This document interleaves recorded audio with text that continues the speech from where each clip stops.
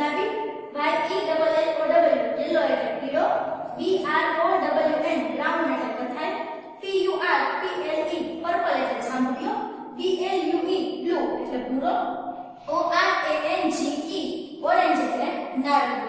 આ બધા સ્પેલિંગ તમારા ફૂલ લાઈન બુકમાં એક વખત લખીને પાકા કરવાના રહેશે. એના પછીની આપણે મેઇન એક્ટિવિટી પેલી છે, ખૂબ જ સરસ મજાનું રાઇમ છે, કવિતા છે, તે આપણે શરૂ કરીએ. ચલો, એક્ટિવિટી 1 છે, તમારે પાકી બુકમાં લખવાની છે. A big red balloon went up in the sky. He smiled at the kite and said goodbye.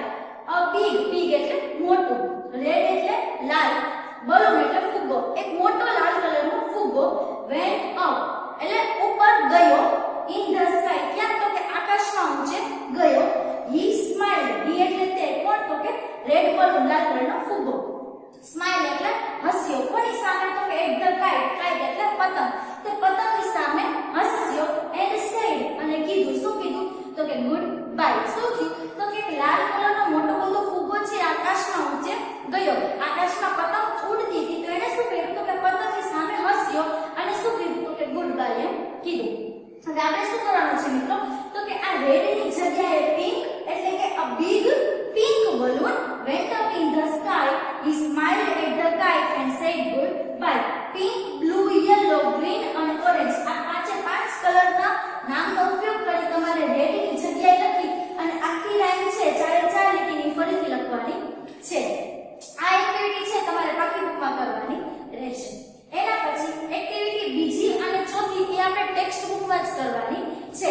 આપણે મૂળાક્ષરો છે, અક્ષરો છે એ ગણી શોધી ગણી અને લખવાના છે. ચાલો, સૌથી પહેલા શું છે તે ગોળ ભરેલું છે, એમાં આલ્ફાબેટ B આપેલો છે, સ્મોલ લેટર B આપેલો છે. અ બનાના એટલે કેળું, અ બોય એટલે છોકરો, અ બેગ એટલે દફતર, અ બલૂન એટલે ફુગ્ગો અને અ રેબિટ એટલે સસલું.